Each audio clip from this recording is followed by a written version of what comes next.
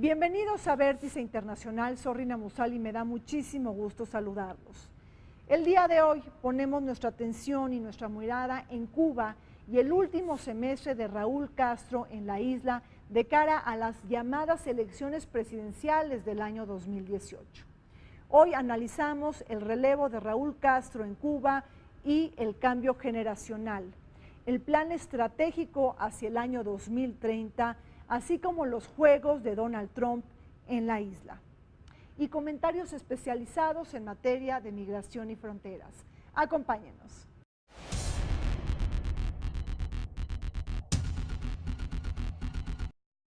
El 14 de junio de 2017, el Consejo de Estado de Cuba convocó elecciones para el 22 de octubre, con objeto de votar a los concejales de las asambleas municipales por un periodo de 2 años y medio, y en caso de que ninguno de los aspirantes obtuviera más del 50% de los votos válidos emitidos, se fijó para el 29 de octubre siguiente una segunda vuelta electoral en aquellas circunscripciones.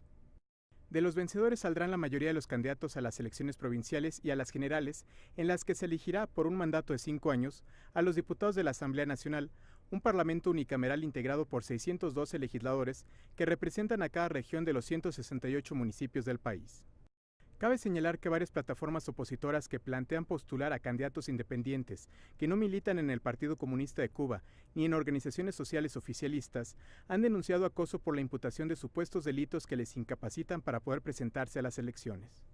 Con respecto al actual mandatario cubano, si bien ejercía el cargo de presidente del Consejo de Estado de Cuba y del Consejo de Ministros desde 2006, cuando su hermano Fidel le delegó el poder por motivos de salud, Raúl Castro gobierna formalmente la isla desde 2008.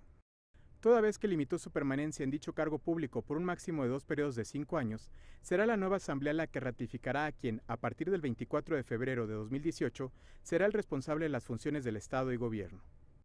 En tanto se prevé que Raúl Castro solo quede al frente del Partido Comunista, formación única que controla las estructuras de poder en el país, los pronósticos apuntan a un relevo generacional e institucionalizado que lleva el vicepresidente Miguel Díaz-Canel, de 57 años de edad, como el próximo gobernante de Cuba.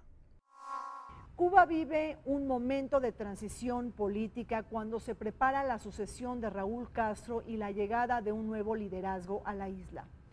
Pese a que Raúl Castro ha señalado que Cuba va a celebrar elecciones en el año 2018 y que va a dejar la presidencia, todo indica y todo apunta que él seguirá al frente como primer secretario general del Partido Comunista en Cuba.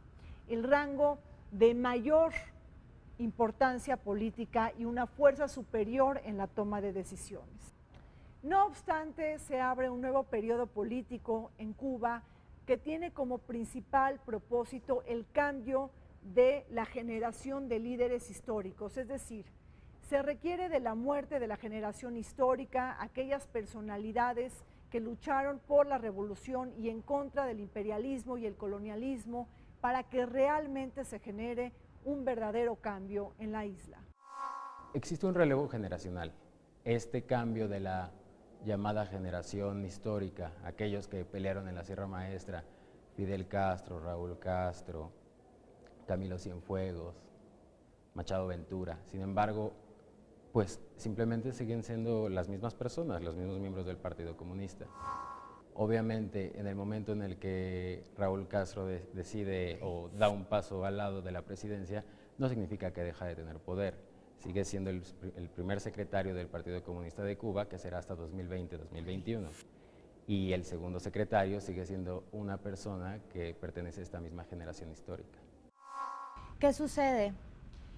Que ahora Raúl Castro deja el cargo 2018 y sin embargo él dice que va a estar hasta 2020-2021 siendo el consejero, la figura más importante de esta Asamblea General. Eso quiere decir que él deja la presidencia pero no deja el poder y que incluso va a cumplir los 90 años en el poder. Que fue lo mismo que pasó con Fidel. Fidel se retira en el 2006 por temas de salud. Raúl Castro estuvo 2 años de presidente interino y fue en el 2008-2009, no recuerdo, que él toma la presidencia formalmente. Pero Fidel siempre estuvo ahí. Fidel siempre fue la cabeza del partido, Fidel siempre fue el máximo representante de las Fuerzas Armadas, de absolutamente todo. Y eso es un poco lo que va a pasar ahora con Raúl. Desde que fui embajador en Cuba, o sea, estuve hasta finales del 2002, que Cuba ya estaba viviendo un proceso transicional, complejo, lento, a veces poco perceptible, pero ahí se estaba dando.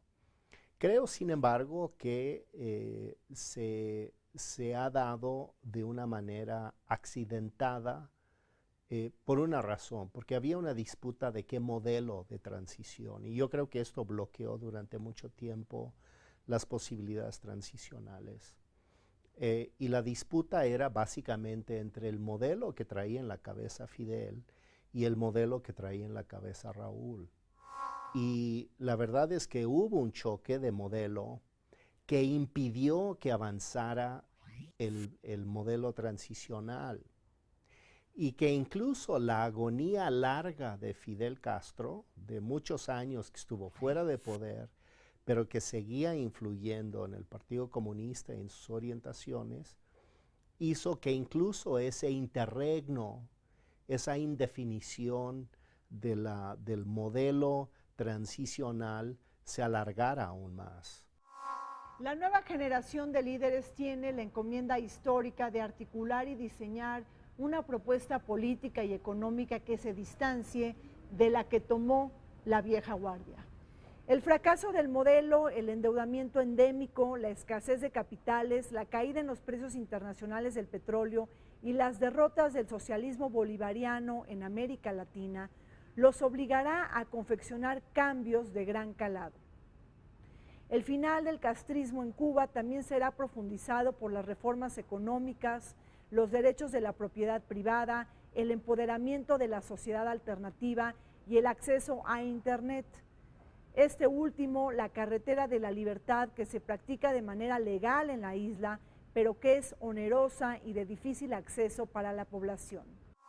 Lo que trastabilló en estos últimos años creo que es la muerte de Fidel, en donde el país frenó absolutamente todo por un momento, y tras la muerte de Fidel se vio en la necesidad de reforzar temas ideológicos.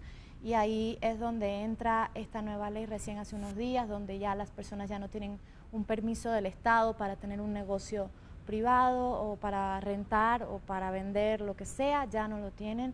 Son retrocesos que en 30 segundos cambian lo que han avanzado en muchos años a nivel económico, político.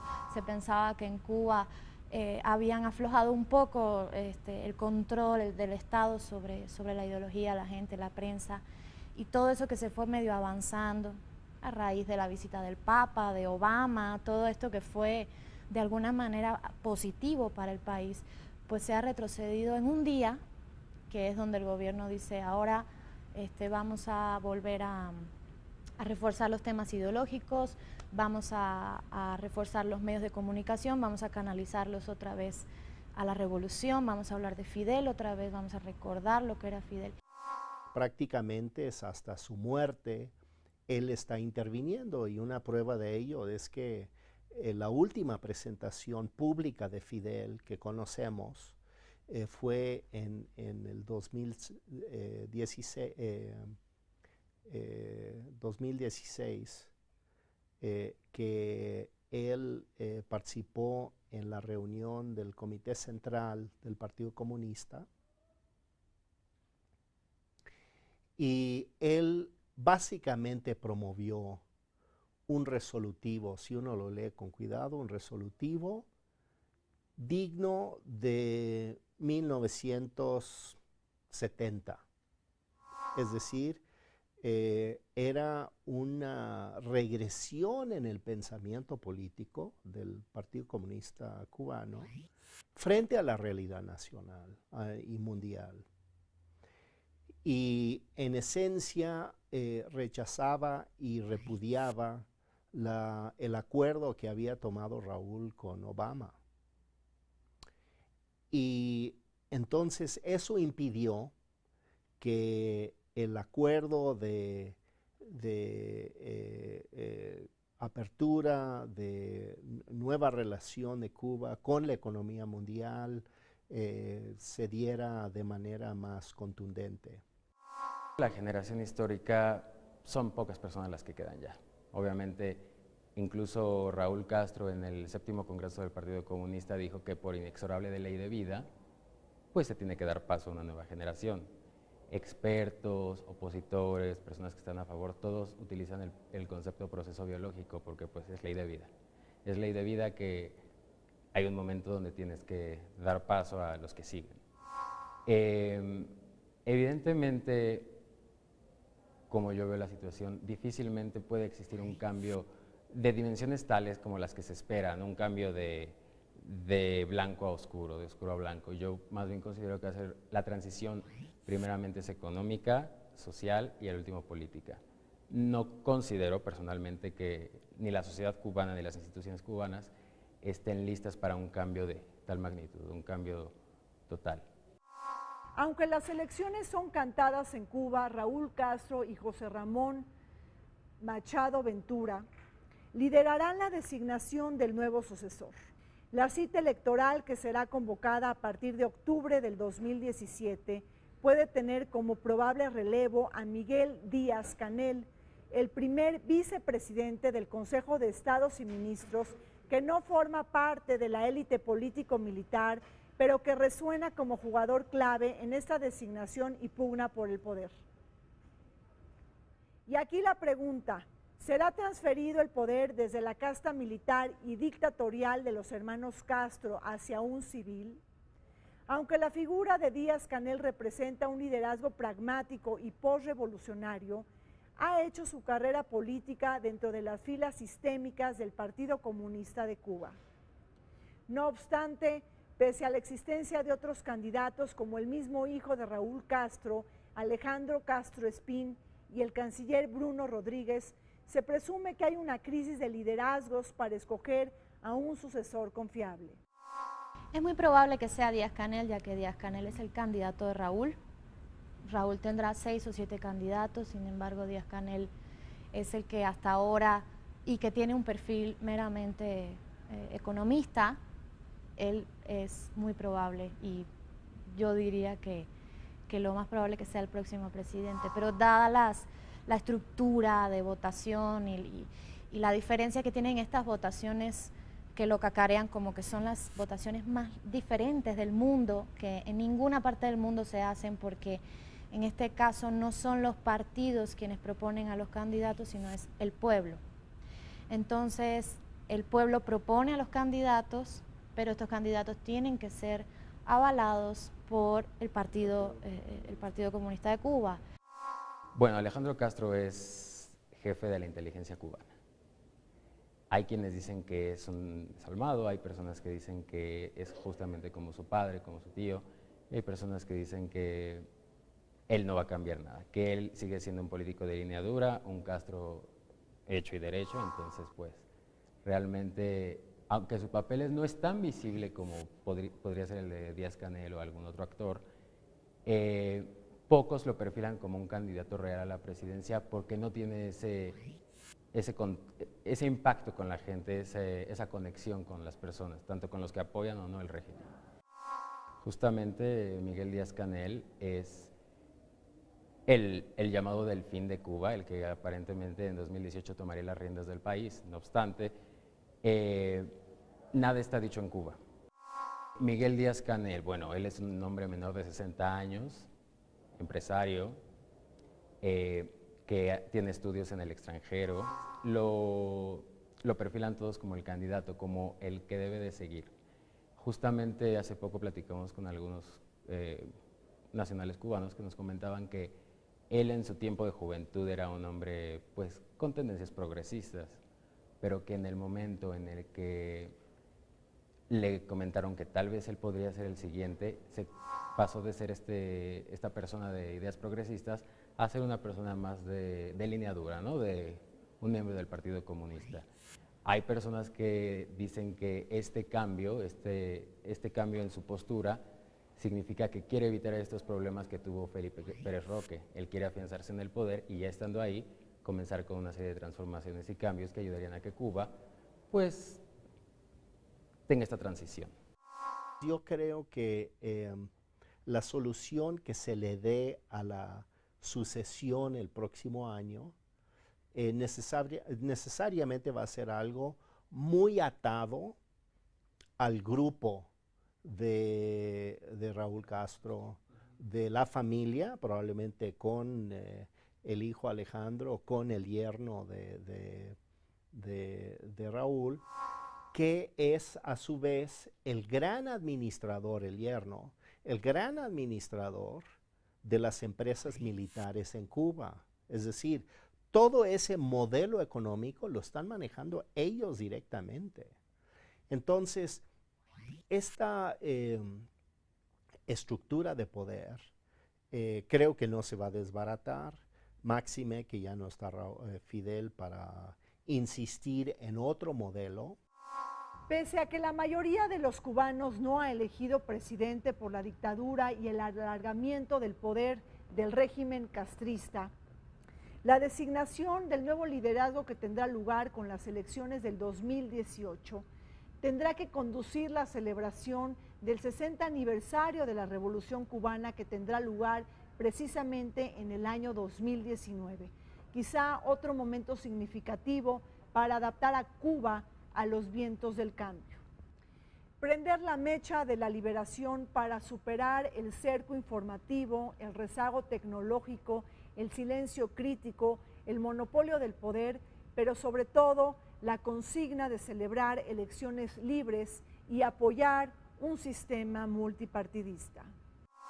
Hay un sistema multipartidista, la diferencia es que los partidos todos pertenecen a la Asamblea General del Poder Popular. Hay aproximadamente más de 8 partidos políticos en Cuba, pero como te digo, todos pertenecen a la misma cúpula. Ahora, mientras sigamos en Cuba teniendo un perfil socialista, comunista, de comercio sobre todo, esto va a bloquear la entrada a los avances de la globalización en el mundo. Mientras avanza la tecnología, y la tecnología no solo significa el internet, las redes sociales, que todos sabemos que en Cuba prácticamente es nulo, es un camino muy lento, que se va avanzando muy poco, que es muy caro comprar satélites, que es muy caro absolutamente todo, pero que también el cerco ideológico no permite que los grandes representantes de la globalización, como lo es la tecnología, el crecimiento capitalista, la apertura de mercados, eso no va a suceder próximamente, sobre todo también porque para que eso suceda tendría que haber una hermandad comercial con otros países que no la está viendo. En 2006, Raúl Castro asciende al poder después de que su hermano Fidel enferma. Medios y textos afirman que Raúl Castro, él llegaba con una agenda distinta. Él se sabe distinto a Fidel, él no es tan duro como Fidel, y entonces él sabe que el país necesita cambios y necesita adecuarse a la coyuntura, a los tiempos modernos. Entonces, ¿qué sucede? Este plan 2030, este modelo de actualización, no es otra cosa que un perfeccionamiento, ellos le llaman así. ¿Qué es este perfeccionamiento? Quieren mantener esta idea revolucionaria de socialismo, pero adecuarla a nuestra época actual. ¿Cómo? A través de transformaciones, no reformas, porque en su vocabulario las reformas infieren contextos capitalistas totalmente, entonces ellos utilizan la palabra transformación. Este plan 2030 de actualización lo que busca es dar certidumbre, sobre todo en términos económicos, sociales, políticos realmente casi no hay pues impacto.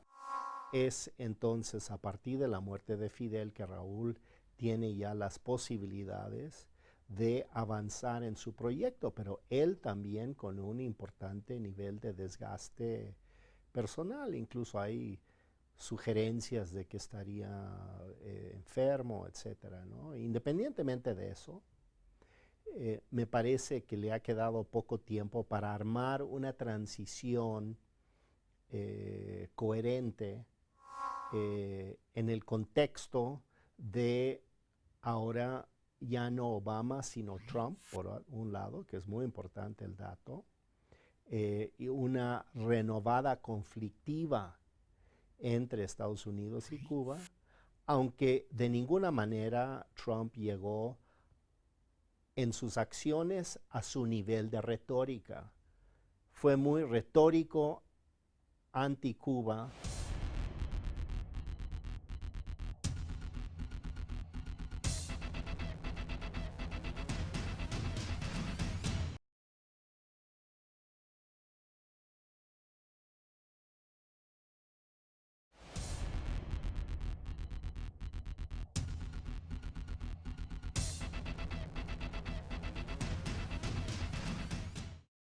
Bajo la divisa de la incertidumbre y la llegada de Donald Trump a la Casa Blanca, Cuba debe de seguir rectificando su modelo socialista, considerando que no se levantará el embargo económico, financiero y comercial que impuso Estados Unidos hace 57 años.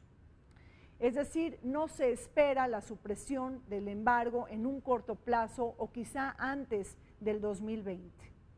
Con este escenario en mente, el pasado 19 de mayo se llevó a cabo una reunión importante en Cuba para respaldar y apoyar el plan del desarrollo hacia el 2030 y los lineamientos del año 2016 y 2017 en materia de política económica y social.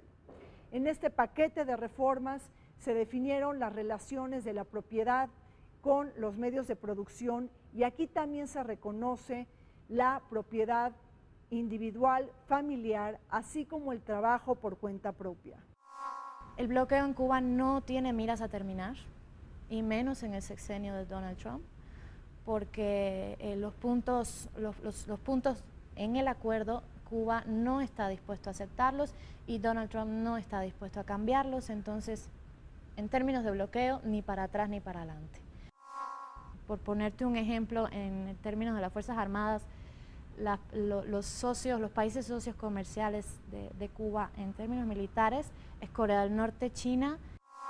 Los líderes vietnamitas, por ejemplo, estaban tratando de convencer y de alguna manera habían convencido a Raúl y a Alejandro Castro de que debieran seguir un modelo de nueva asociación comercial con el mundo, como ellos lo están haciendo, los vietnamitas. Hay que recordar que la gran sorpresa del Acuerdo Transpacífico, el famoso TPP, es que Vietnam iba a ser miembro importante del TPP, Vietnam, junto con Estados Unidos.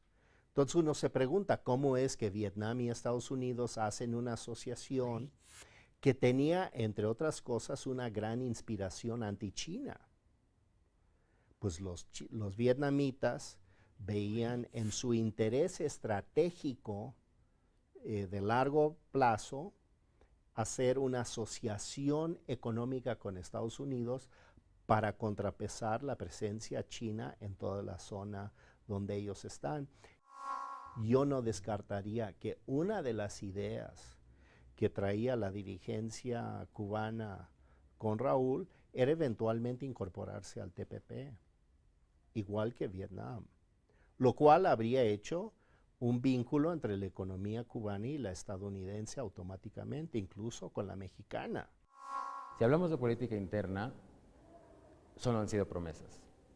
Si hablamos de política exterior, sí ha habido avances. Me explico. En política interna, Raúl Castro comentó en 2016 que se haría una nueva ley electoral. No ha sucedido. Comentó que tenían la idea de que los miembros o las personas que están en el poder no rebasaran los 60 o 70 años, para obviamente pues que las mentes más frescas hicieran lo mejor para Cuba. No ha sucedido. Raúl Castro, el hermano menor de Fidel Castro, cumplirá 10 años gobernando Cuba. Bajo la encomienda de rectificar el modelo socialista, modernizar el Estado e implantar una economía de mercado, es que se han dado importantes políticas de cambio en la isla. La reforma migratoria, la nueva ley de inversiones y créditos, ahí se coloca, por cierto, el proyecto del Puerto Mariel impulsado por China y Brasil, la participación de la iniciativa privada en actividades no estratégicas, así como las distintas modalidades de propiedad, forman parte del paquete de reformas que se han desplegado junto con un nuevo esquema fiscal, la eliminación de subsidios y el reordenamiento laboral. A partir de esas transformaciones, Cuba vive la explosión de los micronegocios y el cuentapropismo, el progreso del sector no estatal en compañía de apoyos a los emprendedores que desean arrancar o mejorar una empresa.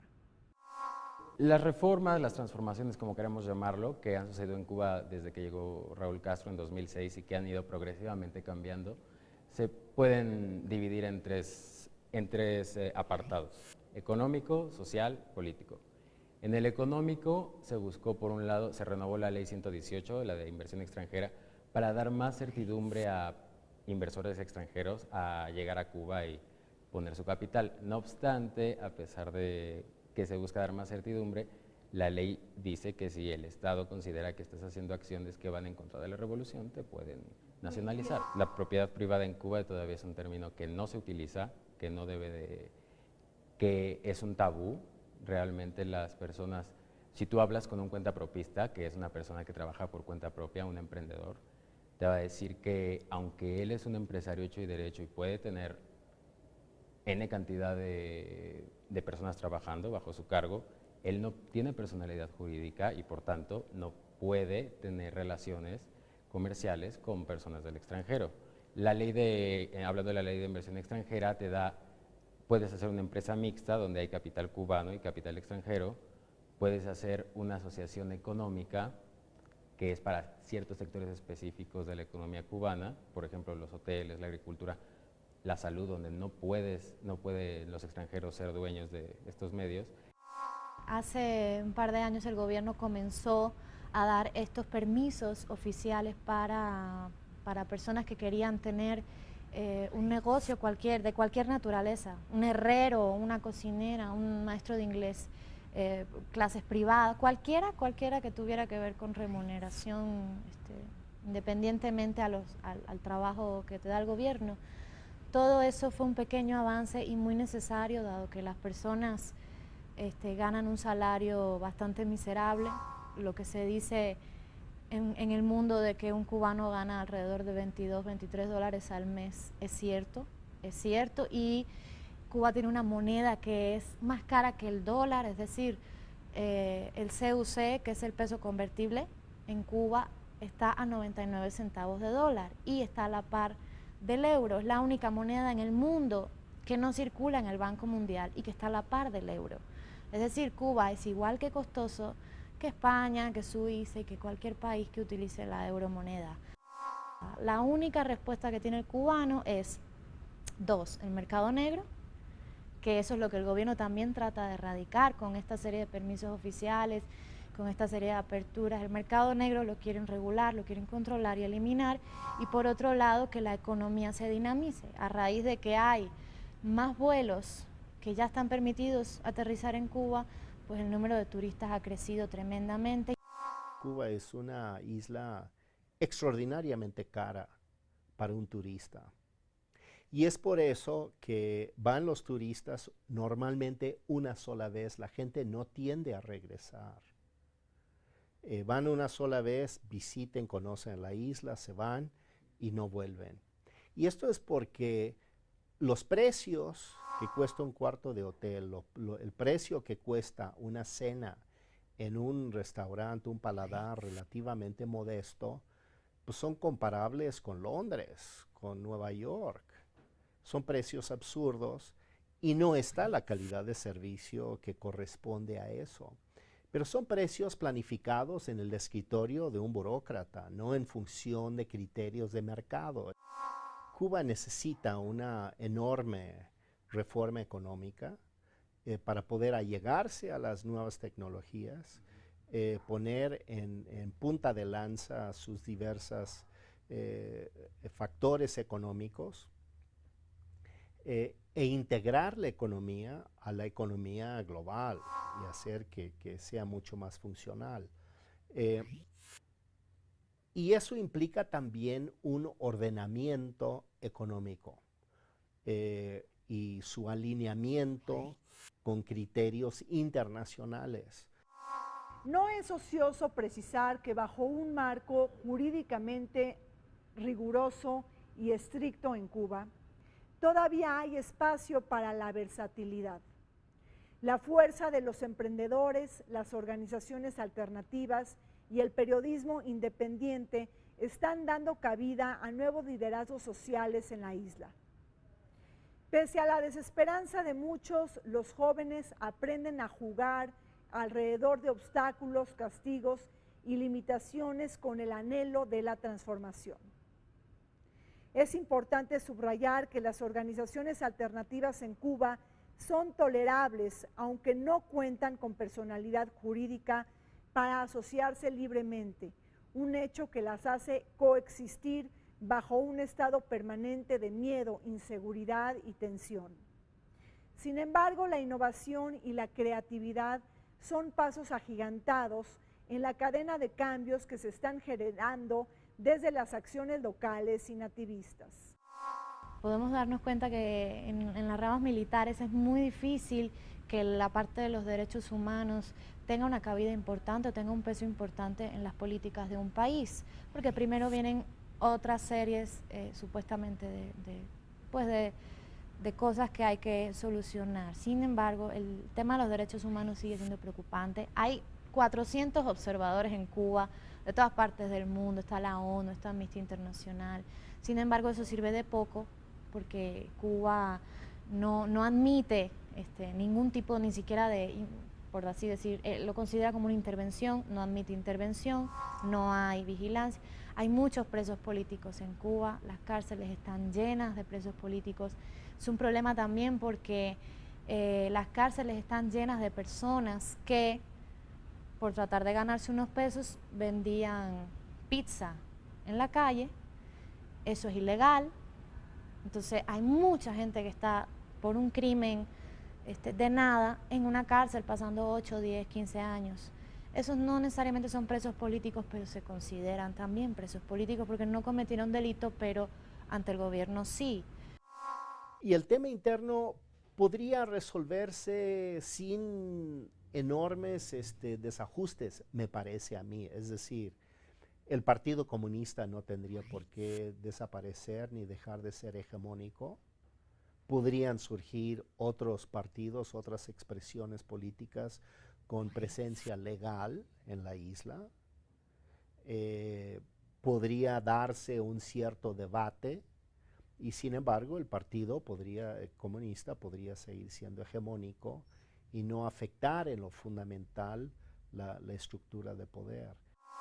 Aunque la nueva relación del Estado con la sociedad no pasa por las elecciones libres, el respeto de los derechos humanos o bien el desmantelamiento de la economía planificada, sí existen experiencias de empoderamiento ciudadano en la isla. Por ejemplo, tenemos el caso del periodismo alternativo o el periodismo independiente en Cuba, que sobre todo se practica bajo un formato digital y no impreso, porque el formato impreso puede ser castigado si es que los contenidos desafían o critican al mismo gobierno. Precisamente el periodismo digital, que todavía luce desorganizado y dividido, porque no se puede llegar a organizar a través de un gremio mismo que está prohibido en la isla. Para empezar, la Constitución de Cuba sí tiene estipulado que hay una libre prensa, que hay una prensa con derechos independientes a expresarse, etcétera. Esto en la vida real no existe, pero está estipulado en la Constitución, de manera que no hay un delito perseguido a periodistas ni nada. Por supuesto, la presión, etcétera, no permite que haya absolutamente ningún medio oficial, porque en Cuba no existen los medios privados. Todos los 4 o 5 canales de televisión que existen en Cuba son canales del Estado, controlados por el Estado, de manera que en función, y tanto los periódicos, la poca prensa que hay, la radio y la televisión son medios totalmente 100% estatales. Dadas las nuevas tecnologías, las redes sociales, han brincado muchos opositores de las nuevas generaciones, por supuesto, que han utilizado estos medios para publicar, hablar, explicar lo que sucede en Cuba. Justamente, así como hubo reformas económicas, también existieron estas reformas sociales. Entre ellas fue liberalizar el acceso a Internet. Evidentemente el acceso no es como el que conocemos en México y en algunos otros países. Cabe resaltar que Cuba fue el último país en Latinoamérica en conectarse a la red, lo hizo hasta 1996. El Internet en Cuba es controlado por la compañía ETEXA, que es la compañía estatal de telecomunicaciones. Y a diferencia de otros países, para poder conectarte en Cuba a través de puertos Wi-Fi, tienes que ir a un parque, tienes que ir a un hotel y pagar cantidades que en un inicio eran de 7 a 9 dólares por hora. La decisión de Donald Trump de revertir el acuerdo histórico pactado entre Barack Obama y el régimen de Raúl Castro para deshielar las relaciones bilaterales ha generado encono en la comunidad internacional y ha incentivado las voces críticas al interior de Washington. Mientras que Barack Obama pudo desfundar uno de los reductos de la Guerra Fría y del mundo bipolar, Donald Trump busca continuar con una política exterior antigua, anacrónica y que no ha dado resultados, pero que sobre todo ha dañado al pueblo cubano. Y es que la Cuba libre, la democrática y la del respeto a los derechos humanos se le tiene que pagar el favor al lobby anticastrista en Florida, el llamado Swing State o el Estado Columpio, que aseguró 29 votos del colegio electoral en elecciones sumamente competidas. El bloqueo en Cuba empezó a raíz de que triunfa la revolución.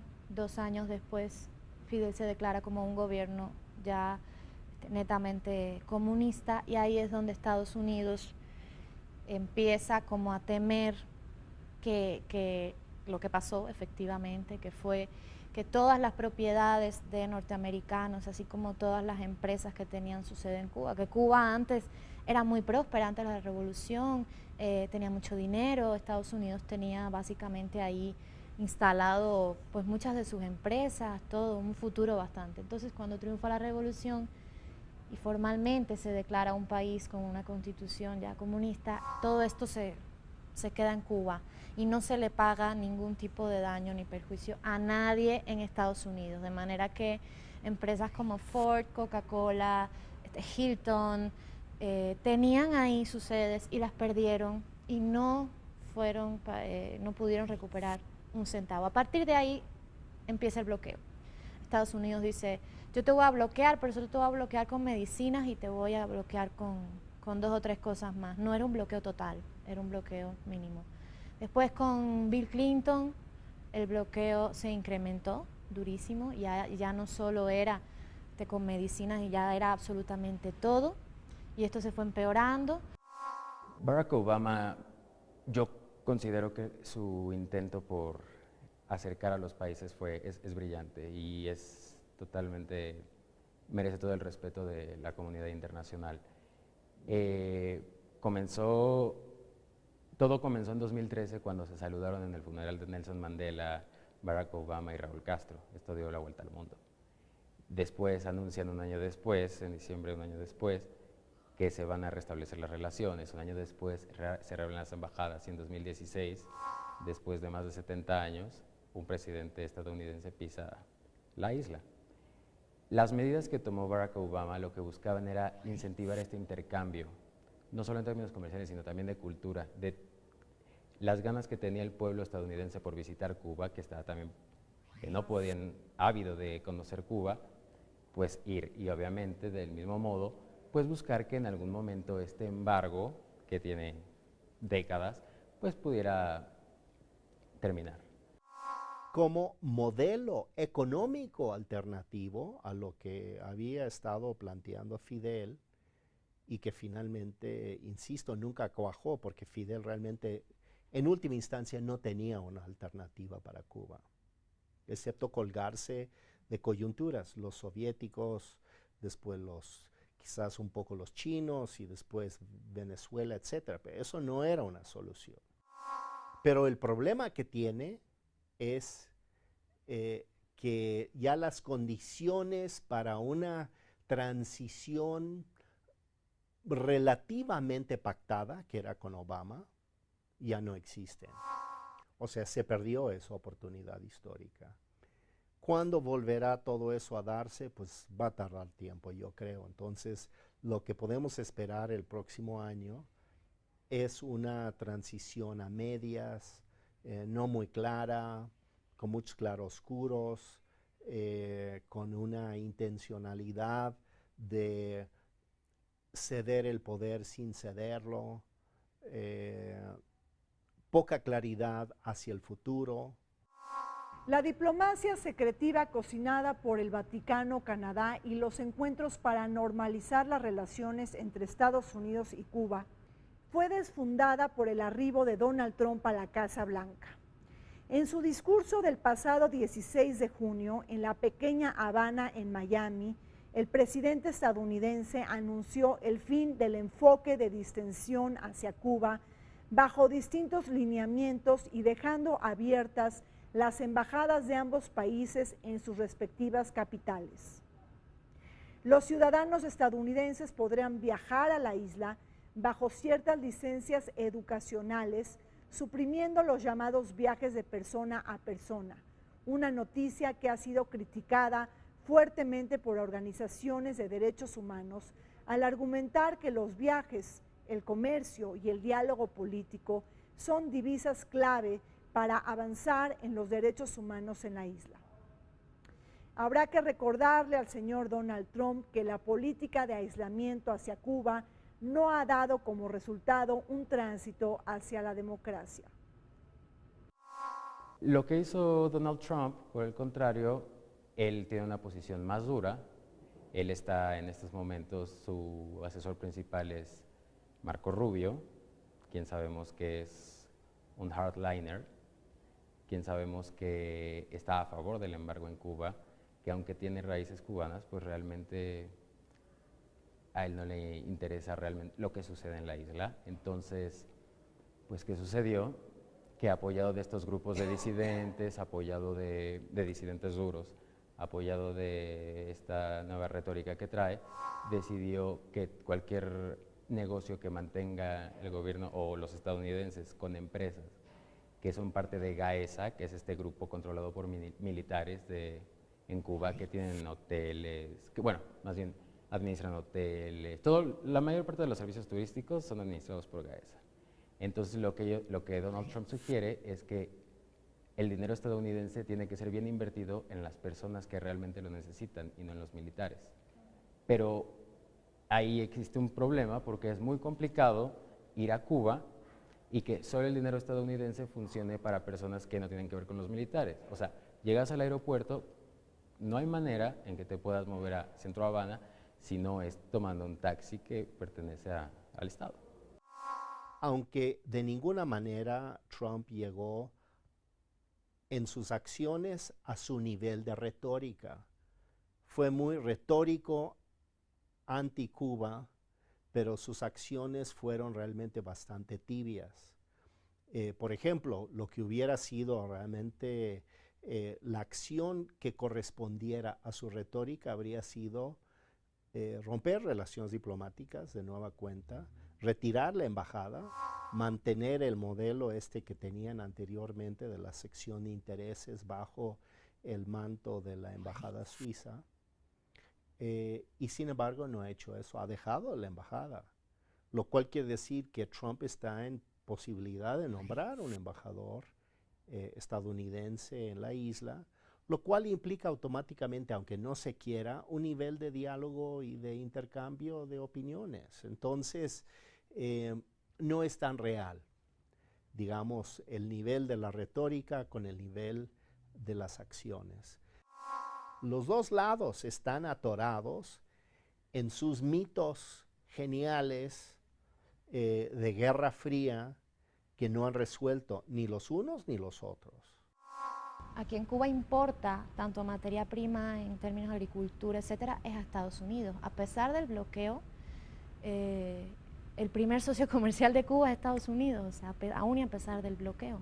Sin embargo, hay trabas muy fuertes. Por ejemplo, Cuba no tiene derecho a ningún crédito.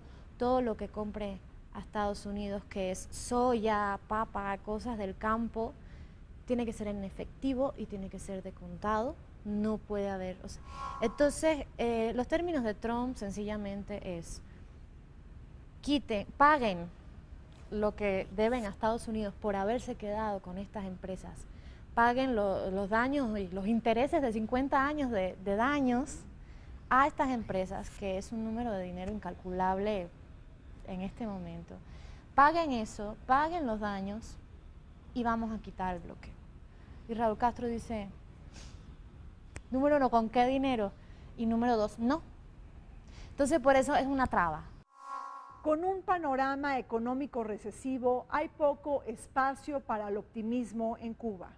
La implosión del llamado socialismo bolivariano del siglo XXI, que tiene como protagonista principal Venezuela, que constriñe aún más los espacios de maniobra de Raúl Castro en Cuba. Aunque la crisis venezolana viene a complicar todo aún más, recordemos que los hermanos Castro supieron alargar su estancia en el poder pese a la caída del muro de Berlín, la desintegración de la Unión Soviética y el fin de la Guerra Fría. En esta ocasión, Cuba se queda huérfana de la ayuda externa ante la caída de los precios internacionales del petróleo y el fin de la diplomacia de Petrocaribe, que de manera muy astuta e inteligente supo encaminar Hugo Chávez. Con este escenario pálido, el régimen castrista se vio obligado a acercarse al establishment de Washington en épocas de Barack Obama y de la normalización de la relación bilateral.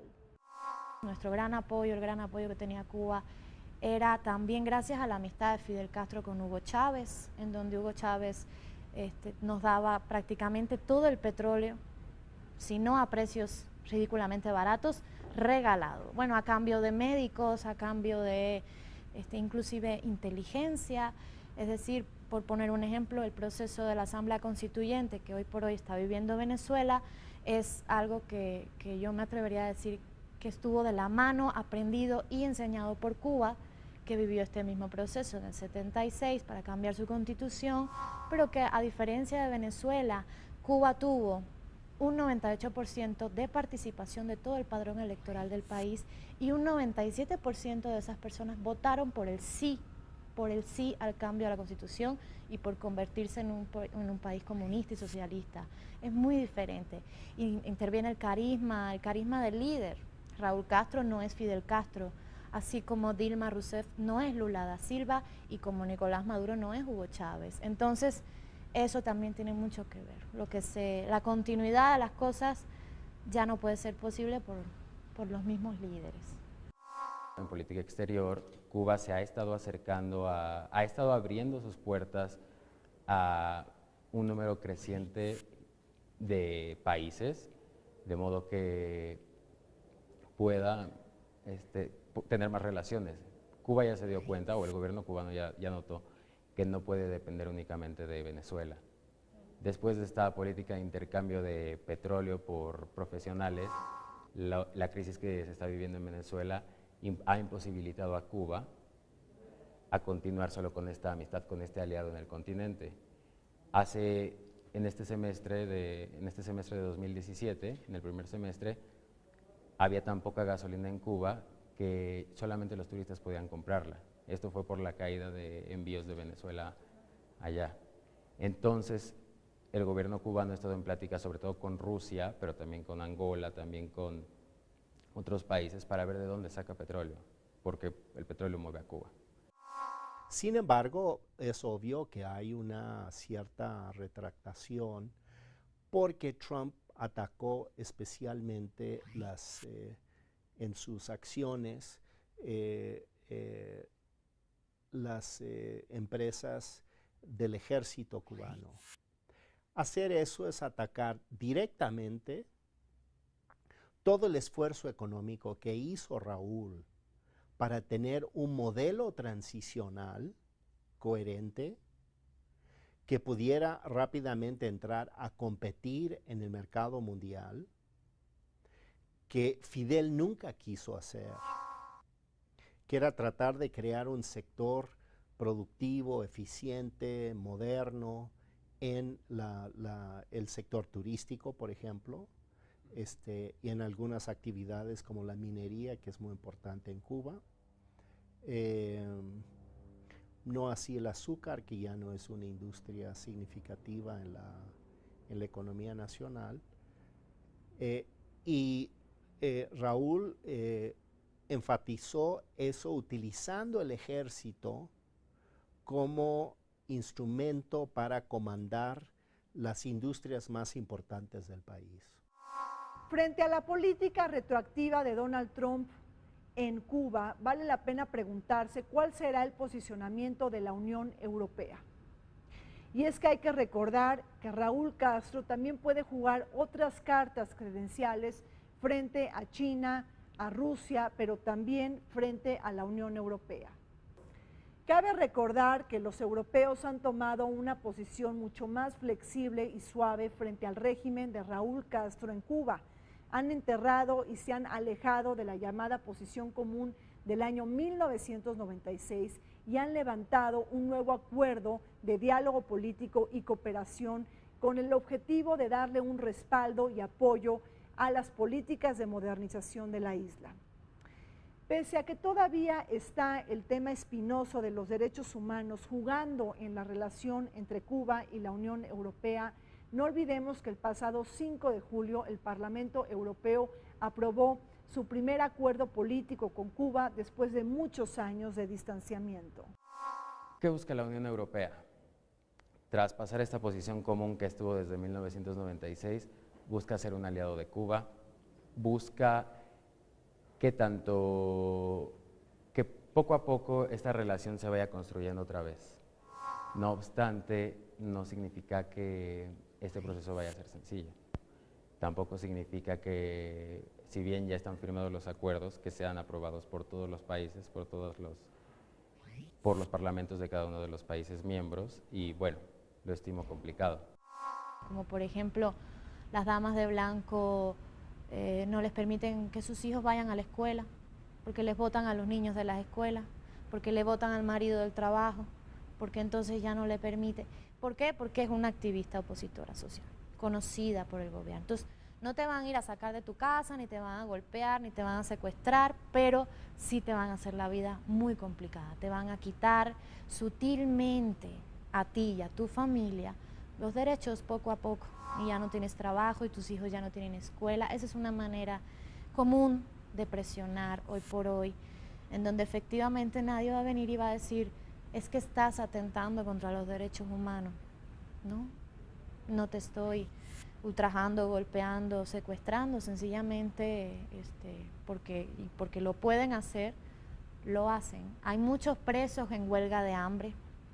Eso realmente al gobierno no le importa, que tú puedes morir, y la mayoría han muerto de huelga de hambre.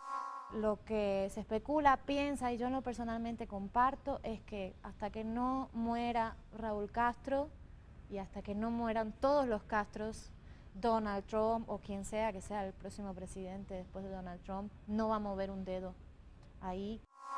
Y yo creo en eso. Fidel cometió un grave error histórico. Creo que ahí fue su mayor error histórico de Fidel, que fue no darle una salida a Cuba, porque él tenía que haberle aportado una salida histórica a Cuba y no lo hizo.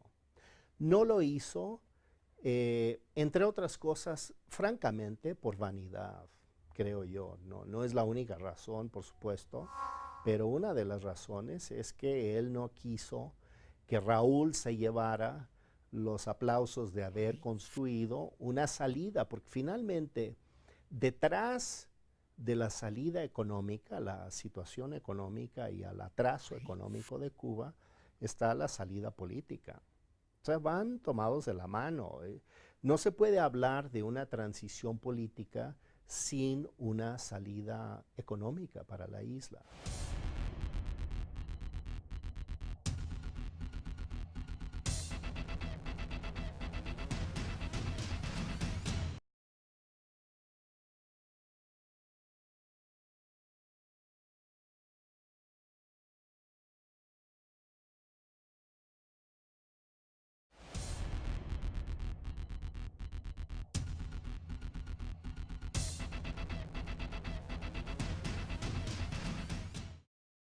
Este es el comentario de Federico Lamonte en materia de migración y fronteras.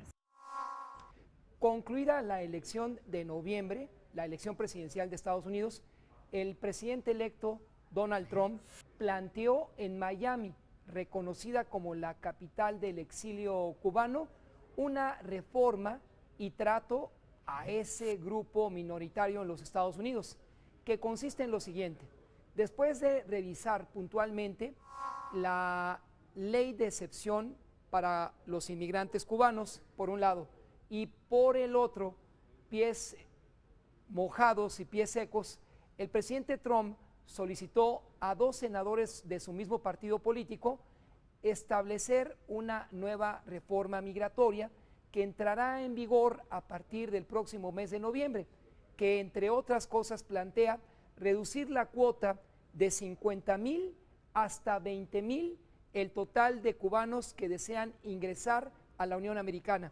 Y es que a partir de un decreto asumido por el presidente Raúl Castro, ellos cuentan con una hoja blanca que les permite salir sin ser castigados de la isla. El problema es que cuando incursionan en las aguas de Florida, las aguas del Caribe peligrosas, ellos pueden ser detenidos por la Guardia Costera y entonces esa hoja blanca o ficha blanca ya no les sirve. Por lo tanto, deciden llegar a la Unión Americana por la vía terrestre, y un punto peligroso para ellos es el territorio mexicano. Aquí, en nuestra república, por lo menos 17,000 de ellos permanecen aún en la expectativa de ingresar del sur al norte del Río Bravo, dentro de esa cuota de 20,000 dispuesta en este 2017, que prácticamente está agotada. Por lo tanto, sin regresar al tema de los balseros del 81-83, que significó el ingreso de aproximadamente 300,000 cubanos a los Estados Unidos, en estos días solamente 20,000 están sujetos a esa condición, y la nueva legislación que plantea, entre otras cosas, el conocimiento, dominio del inglés. Si no lo hacen, se van, porque así lo dispuso el presidente Trump, y 2 senadores de su partido llevaron la iniciativa, que está congelada hasta el término del receso del 115 Congreso de Estados Unidos. Así, ¿cómo podrá un cubano ingresar a Estados Unidos? Simplemente no lo hará. Llegamos al fin de Vértice Internacional. Soy Rina Musali. Como siempre, les recuerdo que este programa se transmite todos los martes a las 9 de la noche y en repetición los sábados a las 19 horas. Vértice Internacional, un programa para todos aquellos que les gusta vivir sin fronteras.